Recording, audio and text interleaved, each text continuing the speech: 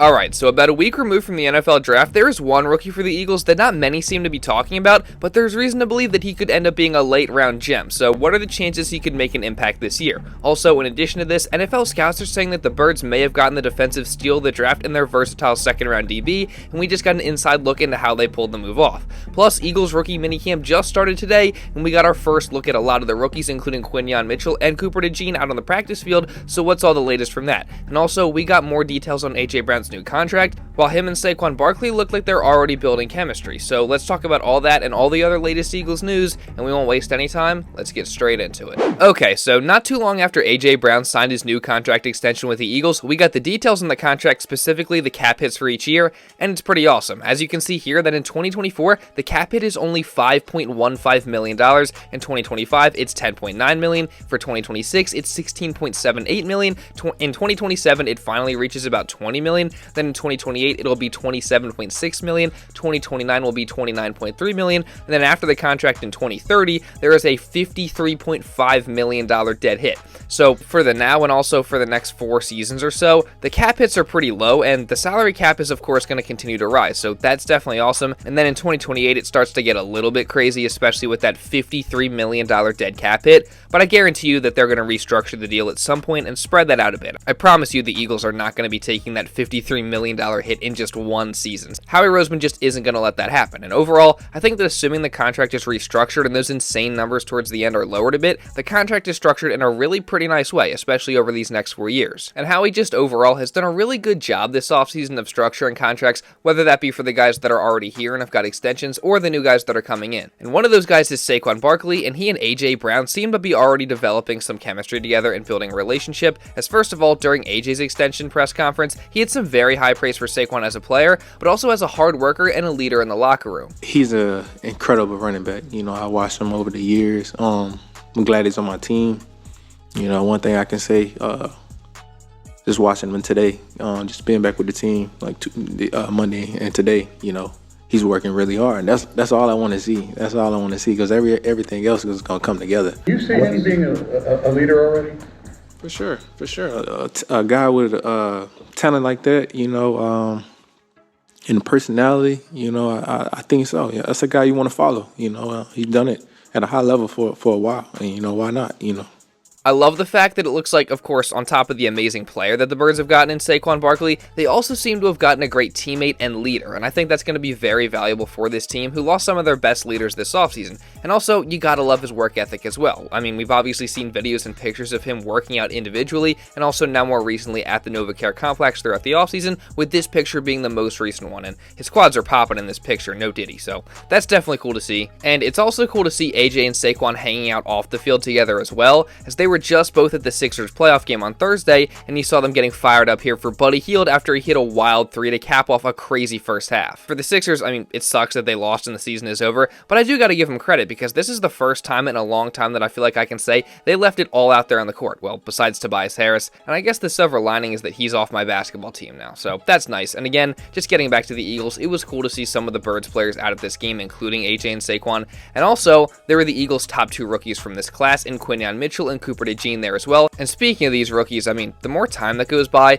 the more excited about these two that I get, because I think both are going to end up being big-time players for this Eagles defense, and Mitchell looks like he couldn't be more ready, as some videos have surfaced of him working hard in preparation for Eagles rookie minicamp, which actually starts today. More on that later. And then meanwhile, there's also been a ton of hype around the Birds' second-round pick Cooper DeJean, as a few reports have come out saying that people believe DeJean is one of the steals of the draft, with NFL Rumors putting out a tweet saying that many scouts believe DeJean is going to be the biggest defensive steal of this past draft. And then on top of that, ESPN's Matt Miller ranked him 8th on his top 10 steals of the draft list, and he elaborated saying, quote, "The Eagles did great work addressing needs in the secondary during this draft, but it's the DeJean pick that I like the best. DeJean can play either cornerback alignment and has potential as a great safety too. The Eagles will probably get him reps right away at safety, where he'll push for the starting nickel spot. His versatility is the key though, as DeJean can be a true matchup player on a weekly basis. He also has 7 career picks in college."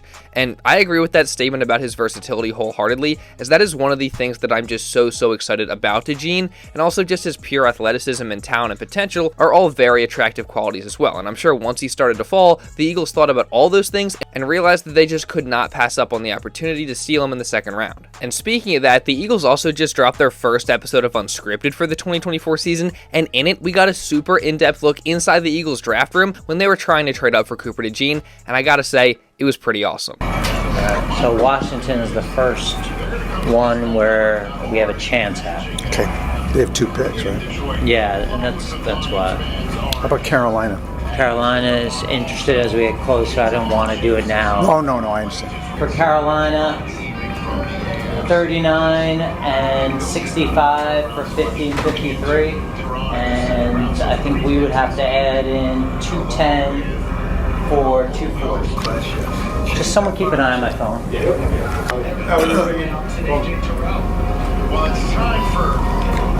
Hey, buddy.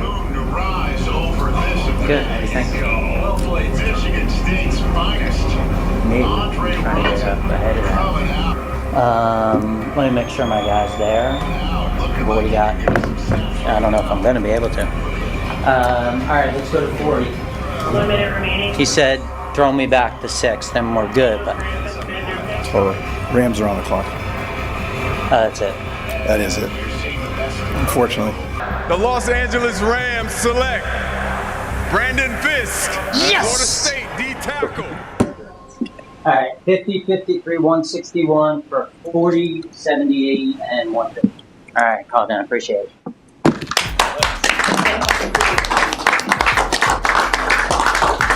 Cooper. It's Howie Roseman, brother.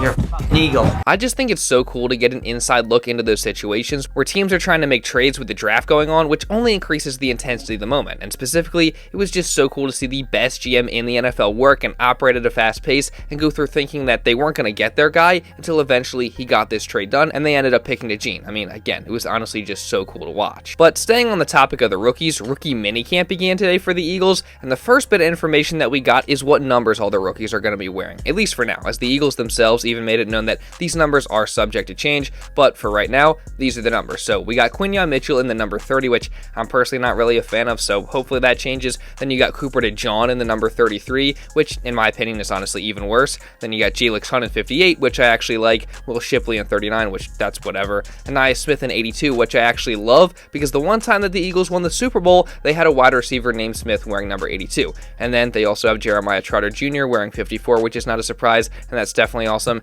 Then you got Trevor Keegan in 79, which is pretty good. Then they also got Johnny Wilson in the number 89 and Dylan McMahon in 63. So overall, what do you guys think about the new numbers for the rookies as they currently stand? Now, after we got the numbers, the guys obviously then had a practice, and we got a few clips to go over, including John Ross out there catching passes, as of course he's currently trying out for the team. Then you also have Johnny Wilson out there, who actually just signed his contract, and we can see him running routes and catching the ball as well. AJ Brown was also out there to seemingly help the young receivers at rookie minicamp, so that's a clear example of AJ just being a leader, which you love to see. And then we can also see Jakeem Grant doing a rush drill here in this clip. Then there's the first rounder Quinyon Mitchell out there doing DB drills, along with Cooper DeJean, as we got a couple clips of both of them. And we also got some videos of Will Shipley doing a couple drills, and then of course also Trotter Jr. as well. So overall, it's just awesome to get our first look at these rookies. And then we also saw the rookies speak to the media, and one of those guys that spoke is a guy who I think could wind up being one of those late round steals, and that's wide receiver Ainias Smith. And I've actually become really excited about him the more that I've watched him, because the Eagles obviously have somewhat of a hole at wide receiver 3 right now, and they're going to have a competition throughout the entire offseason to see who can win that job. And while the Eagles have plenty of candidates here, which I've talked about in other videos that offer unique things, Smith offers a very unique skill set as well, because this is a guy that possesses a lot of versatility. Given the fact that he came into college as a receiver, he then switched to the running back position, and then later back to receiver. And you could see how those positional switches affected his game and made him better. And he even said that during his presser. Going into, I guess you could say, the running back room was a little bit different, just learning the different protections, learning different run plays, who's going to be blocking who and whatnot. And at the same time, once I went back to the receiver room, it became natural, like little bubble routes, open field space, things like that. Just having the ball in my hand, it was just natural. Helped you as a receiver? Yes, for sure. Could you tell that like immediately? I wouldn't necessarily say immediately, because then I had to go back to running routes, doing releases and things like that. But Once I got the ball in my hand, yes, you could tell that it helped for sure.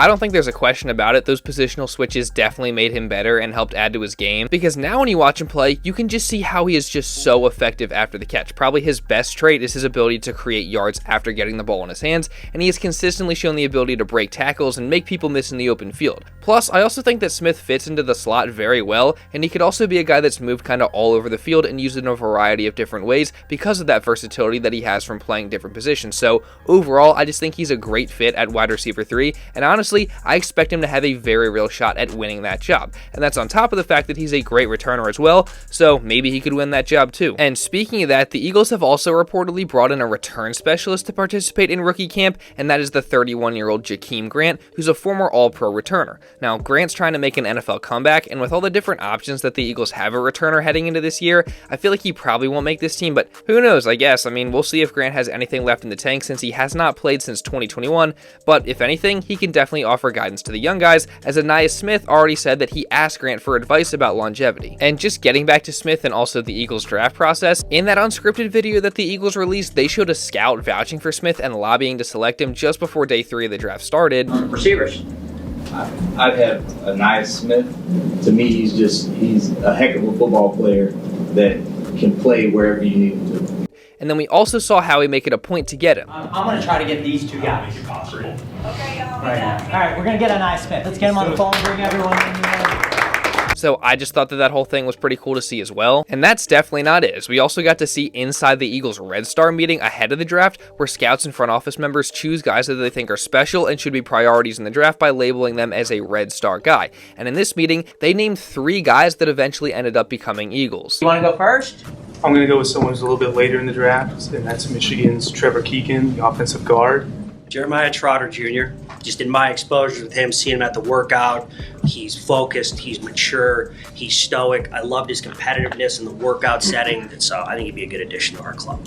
My guy's face of the program on and off the field. He's smart, consistent, well-rounded goal setter. He's tough and resilient on and off the field. He overcame a brain tumor that he had his senior year of high school and never missed time with football. And his high passion, competitiveness, and intensity fit perfect for the city. My player is Will Shipley. I mean, again, I just love seeing the behind-the-scenes stuff that this entire video showed us. And also, I did not know that Will Shipley overcame a brain tumor in high school, so that's insane, and it makes me want to root for him even more. Now, I do have kind of a busy weekend coming up, so I don't quite know if I'm going to be able to have a full video out over these next couple days, although definitely don't rule it out. But regardless of if I'm able to get a full video out this weekend or not, I'm still going to be covering the entirety of Eagles rookie minicamp as well as just the rest of the offseason. So if you don't want to miss any of that, make sure you subscribe, and also really, really importantly, turn on those notifications so you're notified instantly when one of these videos is uploaded. And also, while you're at it, make sure you drop a like to show some support and leave a comment down below just regarding anything that I talked about in this video. And if you want to watch another video going over some of the Eagles' potential plans for their new additions, you can check this out right here. And now with all that being said, that's pretty much all I got for this one, guys. So thank y'all so much for watching, and I'll see you in the next video.